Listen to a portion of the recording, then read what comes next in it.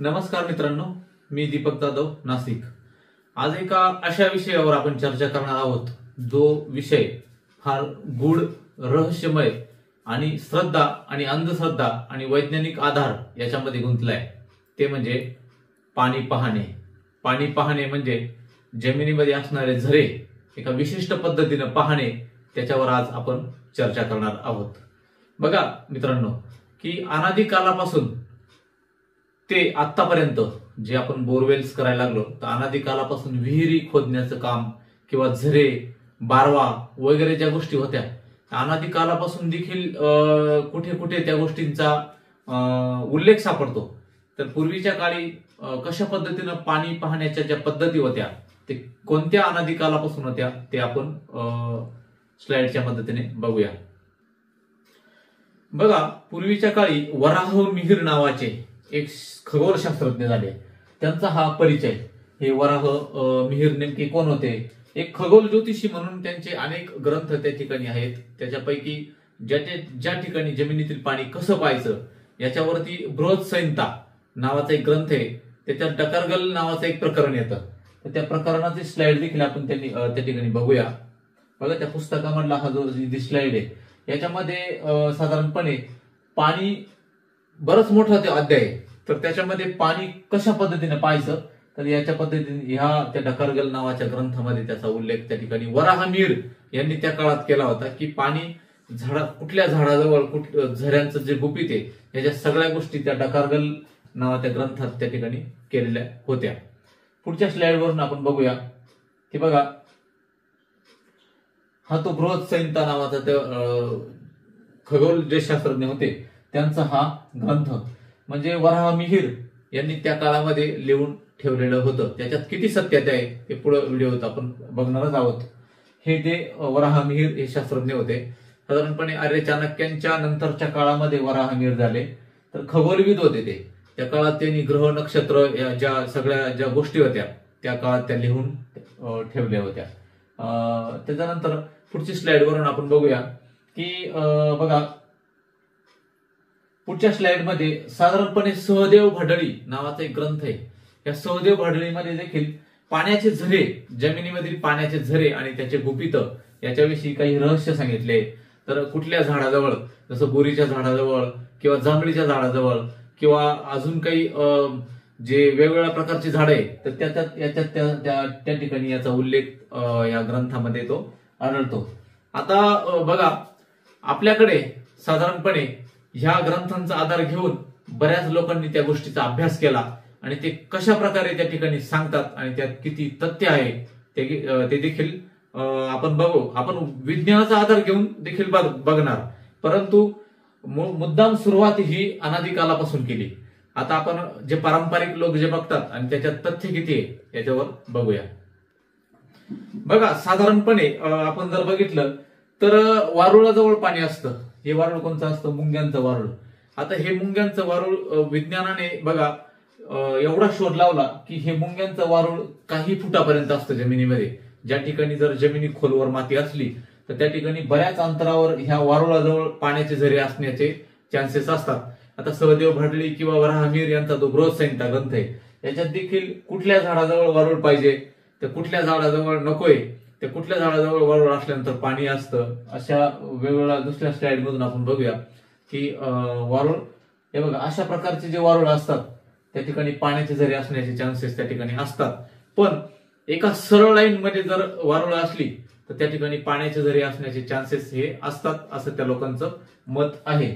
आपण पुढच्या स्लाइडवरून बघूया।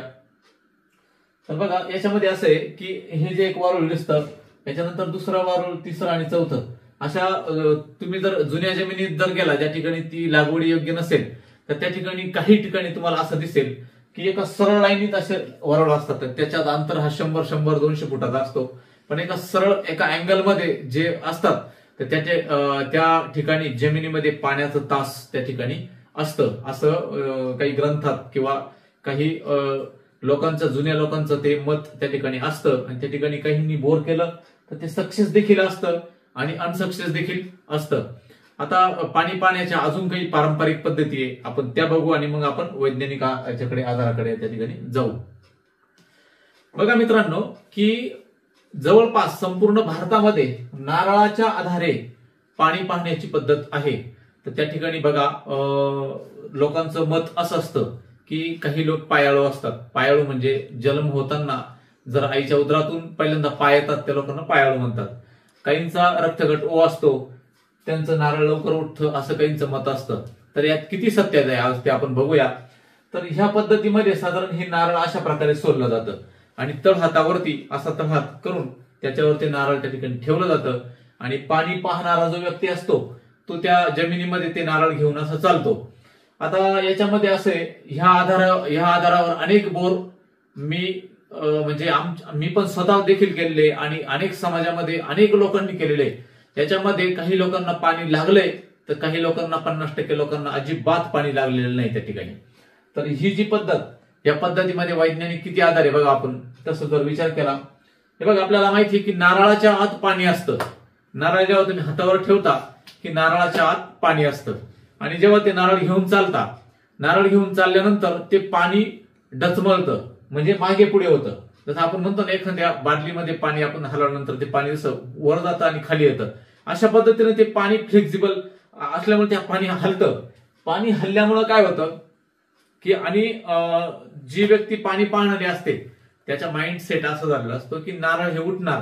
त्याच्यामुळे हा खोलगट भागावरती पुढच्या बाजूला हे जे असतात, या बाजूला उंचवटे असतात, ह्या बाजूला उंचवटा असतो आणि इथे नारळ ठेवलेला असतं. साधारणपणे ते नारळ धरल्यानंतर त्या ठिकाणी तो घेऊन चालतो.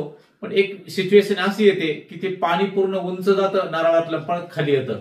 म्हणजे झोका, आपण जसं झोका घेतो ना, जसं एका झोक्यावर बसतो आपण, आपला झोका देणारं कोणी नसतं, पण तो झोका एका गतीमध्ये जसं आपण झोका घेतो तो झोका उंच जातो. परत जसं जसं आपण त्या झोक्याला जोर लावू तसं जसं तो झोका उंच जातो, परत मागे जातो, पुढे जातो. अशा पद्धतीने झोका जो असतो त्या पद्धतीने नारळ वर्किंग करतात. आणि त्या ठिकाणी होतं काय, तो व्यक्ती त्याच्या माइंडमध्ये एक माइंड सेट असं झालेला असतो की नारळ उठणार. आणि बघा थोडासा नॉर्मली इथं झटका दिला का त्याने हाताला, नॉर्मली हे बोट थोडे जरी असे अँगल, त्याची डिग्री थोडी जरी वाकवली तरी नारळ त्या ठिकाणी उठलं जातं. त्याच्यामुळे ह्या पद्धतीमध्ये अतिशय अशास्त्रीय पद्धत आहे. याच्यामुळे कोट्यावधी लोकांचे रुपये या ठिकाणी पैसे त्या ठिकाणी लोकांचे गेलेले. ही पद्धत अतिशय अशास्त्रीय आहे. या पद्धतीत कुठलाही तथ्य नाही, परंतु आजच्या या विज्ञानाच्या युगामध्ये लोक अगदी सुशिक्षित पोस्ट ग्रॅज्युएट लोक जे विज्ञानाचा 4 बुक शिकलेले ते लोक देखील या पद्धतीचा त्या ठिकाणी वापर करतात. कुठलंही त्याच्यामध्ये सायन्स नाही, जमिनीच्या पाण्यातला आणि ह्या नारळाचा कुठलाही संबंध नाहीये. हजारो बोर ह्या पद्धतीने फेल गेलेले आम्ही पाहिलेले आहेत. नारळ हे उठत नाही, त्याच्यामागे सायन्स आहे. नारळाचं पाणी हलतं आणि अशा गोष्टीमुळे अनेक लोकांची फसगत होते. त्याच्यामुळे ही पद्धत अतिशय चुकीची त्या ठिकाणी आहे. दुसरी एक पद्धत आहे, त्या पद्धतीमध्ये पाणी पाहणारा काय करतो की ते अशी एक व्ही आकाराची काडी घेतो. मग ती निंबाची काडी किंवा तरोडाचं झाड असतं त्या तरोडाच्या झाडाची काडी घेतो आणि अशा पद्धतीने पकडतो तो. म्हणजे 2 काड्या हातात धरतो, त्याचा तो व्ही आकाराचा जो वाय आकाराचा जो बाण असतो, एक काडी पुढे आणि 2 असा घेऊन चालतो तो. आणि बघा तसं जर विचार केला की बघा शक्तीचा कधीही नाश होत नाही. एक शक्ती ही दुसऱ्या शक्तीमध्ये कन्वर्ट होत असते. आपण म्हणतो आपण जी एनर्जी लावतो तो मनुष्य असं घेऊन चालतो, तसा जमिनीच्या पाण्याचा आणि ह्या काडीचा काहीही संबंध नसतो. तसा विचार केला तर ही फक्त एक अंधश्रद्धा आहे. अनेक ठिकाणी ते लोक त्या काड्या देखील फेकून देतात. अशी एवढी जर ऊर्जा आली तर रॉकेट सायन्स आपण म्हणतो तर ती काही त्याची गरज नव्हती या गोष्टीला, किंवा विमान किंवा हेलिकॉप्टर याची गरज नव्हती. एवढी जर ऊर्जा जर आपली माणूस तयार करीत असेल तर याच्यामध्ये ही पद्धत पूर्ण फेक आहे. या पद्धतीमध्ये काडी घेतात म्हणजे चालतात घेऊन, ही फक्त एक अंधश्रद्धा आहे. बघा असे जे लोक असतात हे लोक कुठलंही शिक्षण नसतं त्यांचं, आणि तुम्ही अंदाज करायचा आहे की हे लोक अगदी 8वी 9वी 10वी 12वी झालेले लोक असतात. हे शिक्षणाचा इथं रोल नाही त्या ठिकाणी, पण अंधश्रद्धा, अतिशय अंधश्रद्धा त्या ठिकाणी, वैज्ञानिक लॉजिक कसलंही नसतं त्या ठिकाणी. आणि या पद्धतीने असले पाणी पारल्यामुळे अनेक लोकांचे करोडो रुपयाचा चुरा त्या ठिकाणी पैशाचा होतो. बघा पारंपरिक पाणी पाहण्याच्या पद्धतीमध्ये ही एक अजून पद्धत, थोडस झूम कमी कर. बघा ह्या पद्धतीमध्ये एक व्यक्ती अशा पद्धतीने बसतो की त्या ठिकाणी एक ताट, आपलं जेवणाचं ताट असतं ना आपलं, थोडं झूम कमी, याच्यामध्ये बघा झूम कमी, याच्यामध्ये जेवणाचं एक ताट असतं कमी, अशा पद्धतीनं जेवणाचं एक ताट असतं आणि त्या ताटामध्ये एक नारळ ठेवलेलं असतं. नारळ ठेवलेलं असतं आणि त्या नारळावरती हा व्यक्ती दोन्ही पाय देऊन बसतो आणि दोन बोट हे जमिनीवर टेकवलेले असतात. अशा पद्धतीने जे बोट असतात ते बोट जमिनीवर टेकवलेले असतात. त्या ठिकाणी काय तयार होतं, एक बेरिंग तयार होते, बेरिंग तयार होते आणि हा माणूस हा नारळाच्या वर कसा तरी दोन पाय टेकून बसलेला असतो. मग त्या वावरामध्ये ठिकठिकाणी नेऊन चेक करतात ते, म्हणजे कुठं जमिनीत पाणी आहे. तर आता या ठिकाणी होतं काय, त्यांचं मत असं असतं की जिथे पाणी आहे तिथे हे नारळ व्यक्ती फिरला जातो. आता एक तसं जर विचार केला तर व्यक्ती कुठेही फिरत नाही. त्याच्यात काय असतं, आपण थोडा जरी एक तर व्यक्ती त्या नारळावर बसलेला असतो दोन पाय देऊन, त्याच्यामुळे त्याला कळ लागते पायाला, हा एक भाग झाला.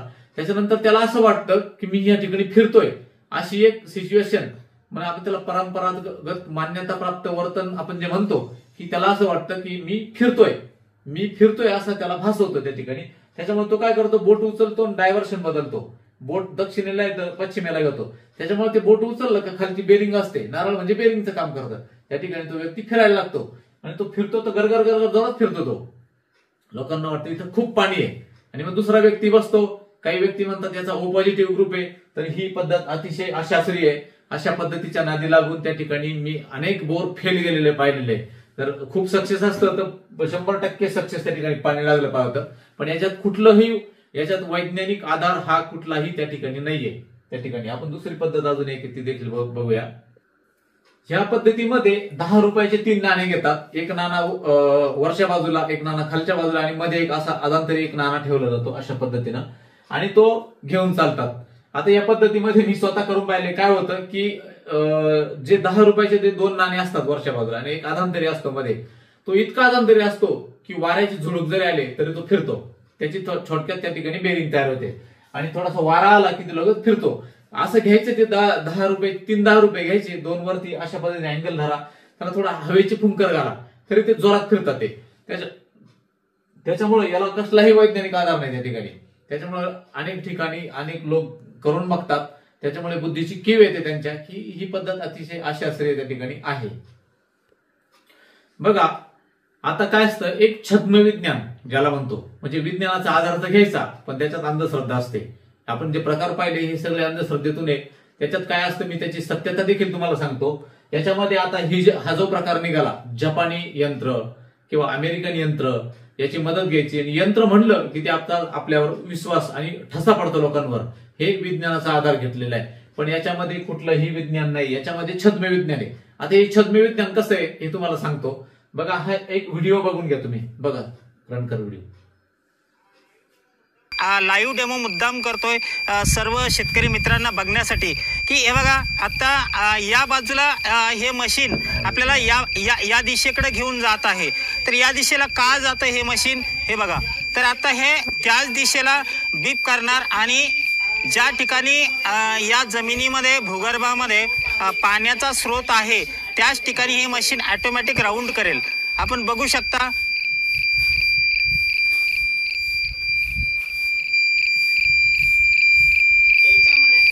याच्यामध्ये आणखी एक महत्त्वाची गोष्ट अशी आहे की आपण याला पुन्हा रिचेक करण्यासाठी आपण अँटिना थोडासा छोटा केला आणि छोटा केल्यानंतर जर मशीन ऑन केलं तर ऑन केल्यानंतर याला रिसेट केलं. रिसेट झाल्यानंतर हा आपण या ठिकाणी प्रयोग बघू शकता.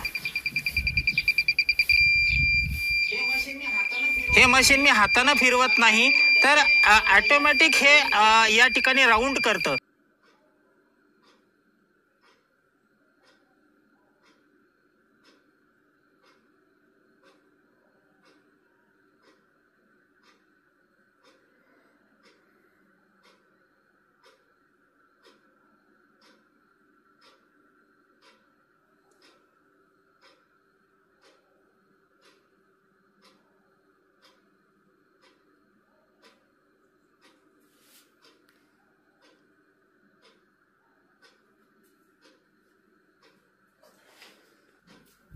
बघा आपण हा व्हिडिओ बघितला. याच्यामध्ये एक जपानी तंत्रज्ञानाचं एक मशीन आहे त्याच्याकडे, वॉटर डिवायनर त्याला म्हणतात, की अनेक नाव आहे त्याला, 3D वॉटर डिवायनर, बऱ्याच आता अमेरिकेचं आलं, जपानचं आलं. तर याच्यात किती तथ्य आहे हे तुम्हाला सांगतो. हे मशीन अशा प्रकारचे भरपूर मशीन आणले आम्ही. तर त्याच्यामध्ये 50% पाणी लागलं आणि 50% संपूर्ण बोर फेल गेलेलं आहे. म्हणजे 0% पाणी, म्हणजे पूर्ण आपण त्याला धुरळा उडतो ना त्या पद्धतीनं, म्हणजे याच्यात पाणी लागलेलं नाही. आता जर एवढं जर अॅक्युरेसी आहे याच्यात, तर 100% पाणी एक 5% 2% लागायला पाहिजे. परंतु याच्यामध्ये ते लोक सांगतात की 90%. आता याच्यात कसं जपानी तंत्रज्ञानाच्या साहाय्याने 3,000 पासून तर 25-30-50,000पर्यंत 1,00,000पर्यंत मशीन्स उपलब्ध आहे याच्यामध्ये. त्याच्यात अजून काही इन्स्ट्रुमेंट आहे अशाच पद्धतीचं नाही. तर दुसऱ्या इमेज मध्ये बघा आपण, त्याच्यामध्ये पुढच्या इमेज मध्ये आपण त्या बघूया की कशा पद्धतीने ते त्याच्यावाल्या स्क्रीनवर बघू आपण. बघा आपण जे मशीन बघितलं, तो व्यक्ती जे पाणी बघत होता, तर त्यांचं असं मत आहे की ज्या ठिकाणी पाणी असेल तर त्या ठिकाणी ते गोल गोल फिरतं आणि सिग्नल देतं त्या ठिकाणी. आता ते हातात धरल्यानंतर ते चारी बाजूला फिरतं आणि ज्या बाजूला पाण्याचे प्रवाह आहे त्या बाजूला त्याच्या त्या कांड्या सिग्नल दाखवतात. तर ते साधारणपणे जमिनीतील मिनरल डिटेक्टर आहे. ते मिनरल वरून ते पाण्याचा तो त्या ठिकाणी शोध घेतला जातो. त्याच्यात अजून ऍडव्हान्स देखील वर्जन आहे बघा, अशा पद्धतीने ते आहे. तर आता हे नेमकं पुढचं स्लाइड दाखव सर्वच. अशा पद्धतीने तो सेटअप येतो. एक 4,000 पासून ते 2,00,000पर्यंत देखील हे सेटअप, त्याचा पूर्ण लॅपटॉप कम्प्युटर सगळ्या गोष्टी त्याच्यामध्ये येतात. अशा पद्धतीने त्याला सेन्सर्स असतात. आता नेमकं पुढची इमेज घ्या, नेक्स्ट बघा. अशा पद्धतीने ते असतं, असं डिटेक्टर ते आहे. आता हे डिटेक्टरची सत्यता काय आहे बघा, आता सांगतो तुम्हाला. याच्यात हे लोक काय करतात, पुण्याला जातात, मुंबईला जातात, त्या ठिकाणी 2-3 दिवसाचा त्यांचा कोर्स असतो, तो कोर्स पूर्ण करतात आणि त्या ठिकाणी त्यांना पाणी कसं पाहिजे ते त्या ठिकाणी यांना सांगितलं जातं. आणि ते लोक गावाकडे येतात आणि 3,000 ते 5,000 रुपये ते 10,000 रुपये होल, म्हणजे त्या पद्धतीने ते पाणी बघतात. त्या ठिकाणी बऱ्याच वेगवेगळ्या मशीन्स त्या ठिकाणी उपलब्ध आहेत. तर जमिनीतील पाण्याचे प्रवाह, मिनरल्स त्याच्यावरती ते दाखवतं. परंतु हे लोक देखील आम्ही आणले, तर त्याच्यात 50% बोर पूर्णपणे फेल गेलेले आहे, म्हणजे पाणीच लागत नाही त्या ठिकाणी. त्याच्यामुळे याची सत्यता काय हे सांगतो तुम्हाला. बघा त्या ठिकाणी हे जे हातात घेऊन चालतात, तर ज्या ठिकाणी पाणी आहे त्या ठिकाणी ते सिग्नल मोठ्या सिग्नल वाजतो, म्हणजे एक आवाज येतो मोठा, किंवा ते फिरतं. ते फिरायच्या मागं विज्ञान काय ते सांगतो तुम्हाला. जर तुमच्या आसपास मोबाईल असेल, मोबाईलच्या डिव्हाइसमुळे कदाचित इंटरनेट चालू असेल तरी देखील ते डिटेक्ट होतं. त्याच्यानंतर जर त्या जमिनीमध्ये कुठेतरी LT लाईन, इलेक्ट्रिक सप्लाय गेला असेल, तर बघा आपण ते दाखवतो तो इमेज कट करून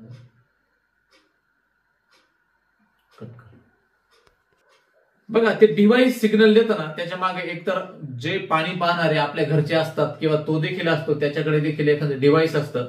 त्या डिव्हाइसमुळे देखील ते सिग्नल देतं किंवा ते वाचतं. त्याच्यानंतर त्या आसपास जर 500 फुटाच्या आस जर ट्रान्समिशन लाईन गेलेल्या असतात, इलेक्ट्रिक ज्या उच्च दाब्याच्या 132 केव्हीच्या ज्या सप्लायस गेलेल्या जर असेल, तर याच्यामधून काय होतं की मोठ्या प्रमाणात इंडक्शन असतं. त्याच्यामध्ये इलेक्ट्रोमॅग्नेटिक वेव्हज त्या ठिकाणी ऍक्टिव्ह असतात आणि या सिग्नलमुळे, याच्या इलेक्ट्रोमॅग्नेटिक त्याच्या ज्या लहरीमुळे देखील ते जवळ गेल्यानंतर किंवा 500 फुटाच्या आसपास जरी असेल तरी अशा पद्धतीने सिग्नल देतं. किंवा तुमच्या जमिनीतून 11 केव्ही म्हणजे 11,000 व्होल्टेज जे आपले सबस्टेशन करता असतात, हे सप्लाय जरी गेलेलं असेल त्या जमिनीतून, तरी देखील ते सिग्नल त्या ठिकाणी बदलत असतं.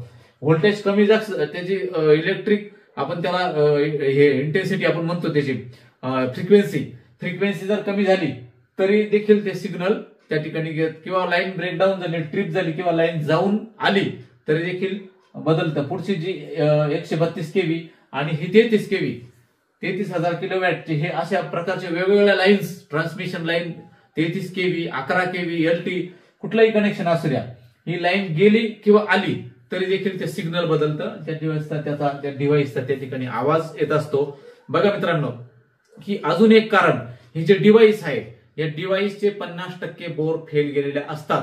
त्याच्यामुळे याच्यावर विश्वास ठेवू नका. कारण हे बघा, अशाच इलेक्ट्रिक डिव्हाइस जवळ डिश अँटिना जरी असेल, त्याचे सिग्नल्स, त्याच्यामुळे देखील ते सिग्नल येत असतात आणि बदलतं. अजून एक त्याची सत्यता तुम्हाला पुढच्या याच्यामध्ये मी सांगतो. बघा, तुम्ही जर पुणे जिल्ह्यामध्ये खोडद, नारायणगाव जवळ जे खोडद आहे, त्या खोडदला जर गेला तर अशा प्रकारचे 100 ते 300 मीटर व्यासाचे डिश अँटिना त्या ठिकाणी GMRTचे लावलेले असतात. तिथे तर लॉंग फॉर्म आपण बघून घेऊया GMRTचा काय तो.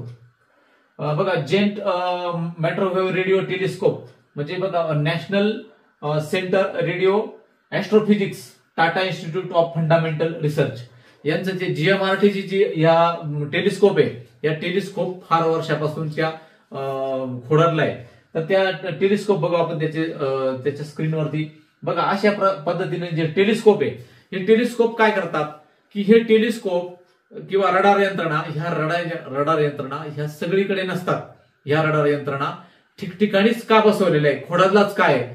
जर बघा जे एनवाईन बेल्ट असतो एक अर्थचा, तर अर्थचा एनवाईन बेल्ट असा आहे की त्या ठिकाणी ज्या ठिकाणी फ्रिक्वेन्सी अधिक असते त्याच ठिकाणी अशा पद्धतीनं डिश अँटेना त्या बसवलेल्या असतात.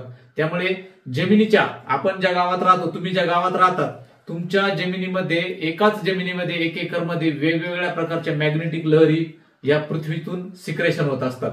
त्याच्या पुढच्या इमेजवरून तुम्हाला मी त्या दाखवतो. बघा आपल्या पृथ्वीमधून अशा प्रकारच्या इलेक्ट्रोमॅग्नेटिक नॉर्थ आणि साऊथ पोलवर अशा लहरी, चुंबकीय लहरी ह्या अदृश्य तरंग असल्यामुळे आपल्याला दिसत नाही ते, परंतु तुमच्या जमिनीमध्ये साधारणपणे 10-10 फुटावरती याच्या रेंज वेव्ह लेंथ बदलत असतात. म्हणजे मॅग्नेटिक ज्या फ्रिक्वेन्सी आहे, ही फ्रिक्वेन्सी ही प्रत्येक ठिकाणी अलग आहे. त्याच्यामुळे तो माणूस जो घेऊन चालतो ना, त्याला वाटलं इथं पाणीच्या जमिनीमध्ये पाणी नसतं, तर इलेक्ट्रोमॅग्नेटिक वेव्ह असतात. आणि एनवाईन बेल्टची तुम्हाला पुढचा व्हिडिओ दाखवतो. बघा एनवाईन बेल्ट कसा काम करतो. बघा एनवाईन बेल्ट म्हणजे काय, तर पृथ्वी आपली ही जी पृथ्वी फिरते, डायरेक्शनने फिरते या दिशेला, तर पृथ्वीपासून 64,000 किलोमीटर पर्यंत एक मॅग्नेटिक फील्ड बनलेलं असतं. किती? 64,000 किलोमीटर. याला एनवाईन विकिरण बेल्ट म्हणतात. तर बघा अशा प्रकारचं ते मॅग्नेटिक फोर्स आहे. अशा प्रकारचे मॅग्नेटिक फोर्स पृथ्वीतून हे चुंबकीय तरंग सतत निघत असतात. आणि ह्या एनवाईन बेल्टला काय म्हटलं जातं बघा, याच्यामध्ये तुम्ही जेव्हा तो माणूस असा घेऊन चालतो, तर वेगवेगळ्या ठिकाणी त्याचे सेन्सर्स वेगवेगळे, म्हणून खोडरलाच का डिश अँटेना बसवले. जर GMRTच्या ज्या लॅब आहे, तर त्या GMRTच्या ज्या लॅब ज्या ठिकाणी फ्रिक्वेन्सी अधिक असते त्याच ठिकाणी बसवल्या जातात. आता मी तुम्हाला एक आश्चर्य दाखवणार आहे. ते आश्चर्य म्हणजे बघा त्याच्यामध्ये त्या आश्चर्यापैकी ते एक आश्चर्य भारतात आहे. बघा जपानच्या जगात अशी 3 ठिकाणं आहेत, ज्या 3 ठिकाणला एनवाईन बेल्ट म्हणतात. एनवाईन बेल्ट म्हणजे काय की त्या ठिकाणी भूचुंबकीय पिंड आहे, जबरदस्त मॅग्नेटिक फील्ड आहे त्या ठिकाणी, इतकी मॅग्नेटिक फील्ड आहे, तर त्या ठिकाणी गेल्यानंतर परम शांती भेटते माणसाला. ते जपानचे स्टोन हँग असं म्हणतात की या ठिकाणी एलियन्सनी कदाचित हे उभारलेले होतं. हे जरी चित्र असं दिसतं, तर याच्या दगडांमध्ये जबरदस्त मॅग्नेटिक फील्ड आहे. अनेक लोक मेडिटेशन करण्याकरता ह्या जपानच्या स्टोन हँगच्या एका उंचावरती असलेले जे पत्थर दिसतात, हे पत्थर काही मीटर्स उंच त्या ठिकाणी आहे, तर त्या ठिकाणी हे स्थान मेडिटेशन करता जपानचे स्टोन हँग हे स्थान आहे. तर बघा दुसरं स्थान ते आपल्या भारतात आहे. भारताकरता आनंदाची बातमी आहे. तर ते जपानचं जे होतं हे दुसरं स्थान अल्मोडा कसार देवी मंदिर, म्हणजे अल्मोडा म्हणजे नैनिताल, उत्तराखंड मध्ये स्थान आहे हे. तर ह्या ठिकाणी कसार देवी मंदिर आहे. 2000 वर्षापूर्वीचं प्राचीन देवीचं मंदिर आहे. तर ह्या ठिकाणी एका उंच पर्वत आहे, त्या पर्वत शृंखलावर कसार देवी मंदिर आहे. इथे एनवाईन बेल्ट म्हणजे नासाची टीम इथे येऊन गेली. इथे साधारणपणे स्वामी विवेकानंद 3 वर्ष होते या ठिकाणी. स्वामी विवेकानंद 3 वर्ष होते साधारणपणे त्या ठिकाणी मेडिटेशनला आलते ते. तर या ठिकाणी पश्चिमेकडील देशातले साधक, तिबेटियन जे साधक आहे, ते लोक या ठिकाणी या साधना करण्याकरता त्याचे पुढच्या स्क्रीनवरून बघा त्या ठिकाणी. तर हा जे आहे याला वेन आयलंड बेल्ट म्हणतात. ते वेन आयलंड बेल्ट म्हणजे काय, या ठिकाणी भूचुंबकीय पिंड आहे. तर अनादी कालापासून देवीचं मंदिर आहे या ठिकाणी. या ठिकाणी अनेक साधक लोक मेडिटेशन करण्याकरता येतात. तर या ठिकाणी ध्यान धारणा करतात.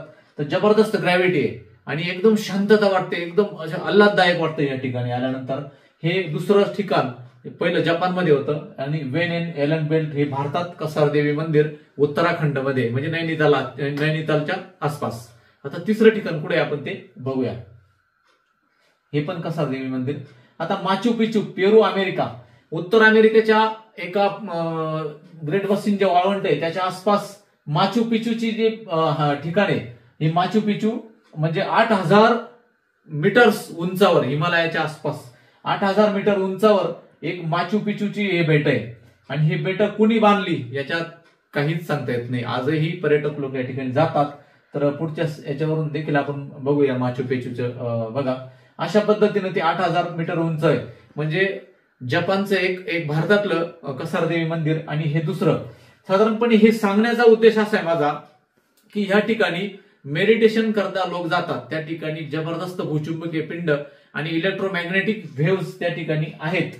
तर बघा पुढच्या स्लाइडवर आपण बघूया.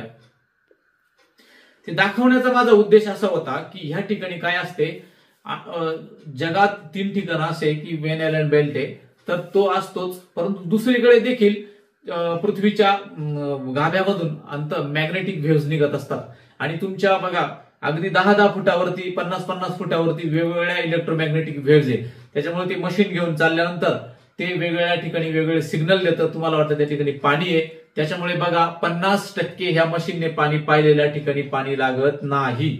आता पहिल्यापासून हा व्हिडिओ मोठा झाला, पण सगळ्यांनी बघा मित्रांनो. बघा मी पारंपरिक पद्धती वराहमिहीर पासून सहदेव भाडळी पासून नारळाचं पाणी, पैशावर पाणी, ते काडकी घेऊन पाणी, वेगवेगळ्या वारुळाच्या ठिकाणी पाणी ते बघत आलो आपण. मशीनचं देखील तथ्य पाहिलं त्या ठिकाणी.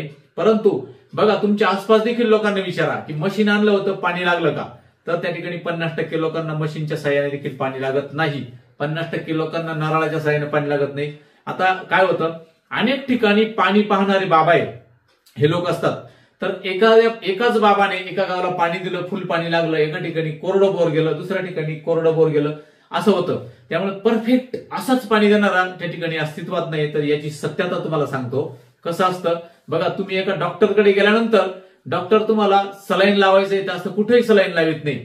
डॉक्टर काय करतो, तुम्हाला हात बंद करा, त्याच्यानंतर अशा पद्धतीने करतो. आणि डॉक्टर काय करतो की याची नस कुठे, ज्या नसा असतात आपल्या त्या नसेवरच बरोबर ती ऑप्टिक नसेमध्ये ते सलाईनची ती सिरिंज, ती सुई त्या ठिकाणी टोचली जाते.